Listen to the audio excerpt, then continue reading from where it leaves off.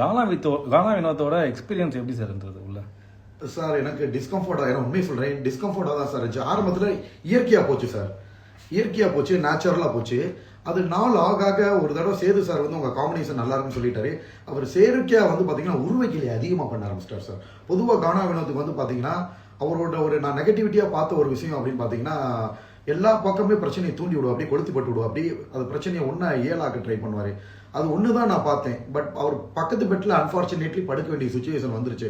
அப்ப இருந்துதான் அவரோட ஒரிஜினல் முகத்தை பார்க்க ஆரம்பிச்சேன். ஏன்னா வெளியில உள்ளவங்களுக்கு தெரியல, உள்ள இருக்கிற நம்மளுக்கு தானே தெரியும் எடிட்டிங்ல எப்படி வருதுன்னு. உருவக்கிளி ரொம்ப பண்ணுவார் சார். ஜாலின்றது வேற, உருவக்கிளின்றது வேற. நம்ம தமிழ் மக்களுமே என்ன சொன்னாங்கன்னா, நீங்க உருவக்கிளி பண்றப்ப நாங்க ரசிக்கல, நாங்க ரெண்டு பேரும் மாத்தி மாத்தி பாத்துக்கிறது, அந்த மையலகன் காமோன்னு சொல்றாங்க.